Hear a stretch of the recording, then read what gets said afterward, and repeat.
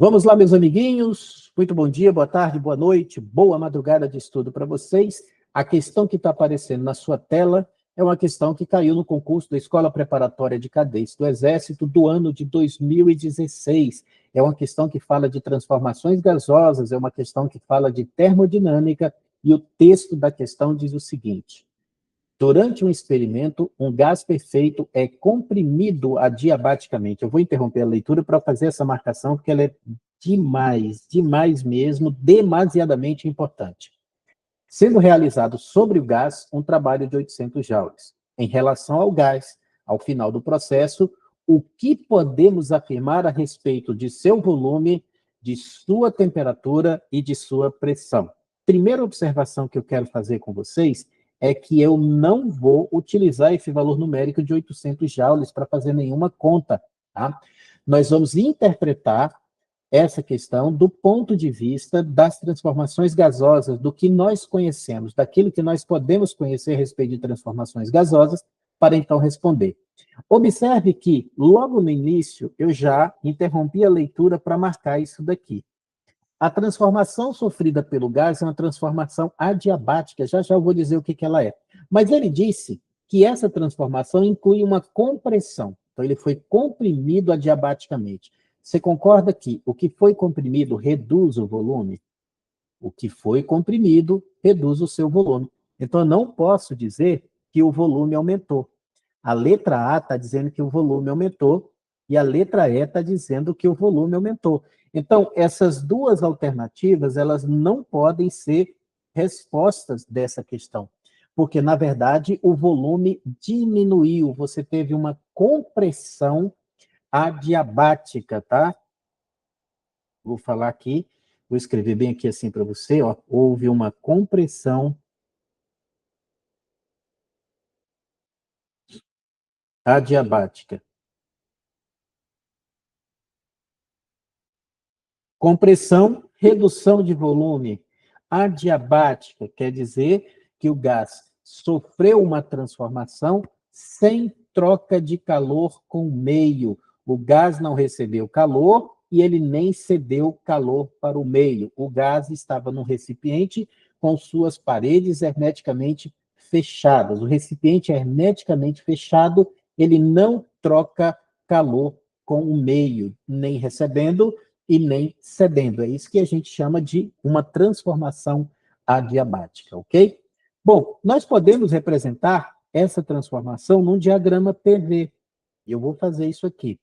Nós vamos colocar aqui, eu já fiz um desenho antes, olha só, para mostrar para vocês o que é uma curva que nós chamamos de adiabática, tá?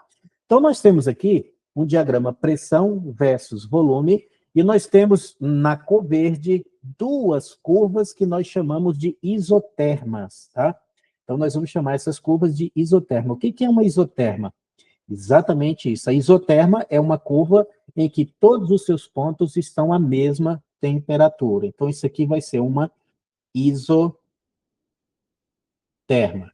Tanto essa aí, que eu estou apontando, quanto a outra. Essas curvas que estão na cor vermelha é o que a gente chama, né? São o que a gente chama de isotermas. Bom, então, a isoterma mais interna, ela vai estar uma temperatura TA, e essa mais externa vai estar uma temperatura TB. A isoterma que é mais externa tem uma temperatura maior do que a isoterma que é mais interna. Então, daqui a gente já tira a informação de que a temperatura TB ela é maior do que a temperatura TA. Sempre que você tiver um diagrama PV assim, essas curvas, né, ou essas curvas que nós chamamos de isotermas, a que tiver mais externa, ela tem a temperatura maior. Portanto, a temperatura de B é maior do que a temperatura de A. Deixa eu só reescrever aqui. Temperatura de B é maior do que a temperatura de A. Tudo bem? Agora, essa curva que está na cor vermelha, cortando as duas isotermas, é o que nós chamamos de uma curva adiabática, tá? Eu vou puxar minha setinha, porque eu gosto de escrever, né? Assim, ó, para cá, e vou escrever isso aqui chamando de adiabática. se a transformação tivesse ocorrido em cima de uma dessas isotermas, aí a transformação seria chamada de isotérmica. Mas como ela aconteceu em cima dessa curva, a transformação é chamada de adiabática. Nas transformações adiabática, Q é igual a zero, tá? A quantidade de calor trocado é igual a zero. Então, não tem troca de calor com o meio. Bom, por que que ela acontece de A para B e não de B para A? Porque o problema falou para mim que houve uma compressão.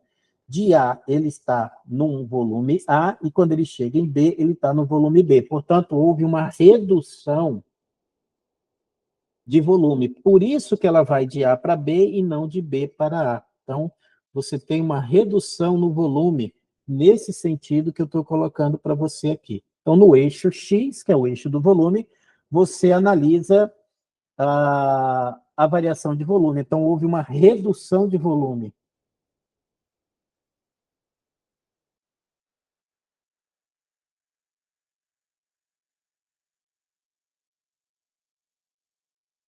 Pronto. Agora, olha só o que acontece com a pressão, que você vai analisar no eixo da pressão, que é o eixo Y. Olha só, a pressão era PA e subiu para PB. O que a gente tem? Que a pressão aumentou. Tá vendo? Pronto, o problema agora é só marcar a alternativa correta. Aumento de pressão. E como ele foi de A para B, ele saiu de uma isoterma de menor temperatura e foi para uma isoterma de maior temperatura. Então, o que você teve? Você teve um aumento de temperatura. Aumento de temperatura. Aumento de temperatura é o que aconteceu aqui. Vamos responder as questões? Os itens? Então, o A e o E, a gente já sabe que não podem ser respostas, né? A temperatura, a gente já sabe que aumentou, então também não pode ser a letra B.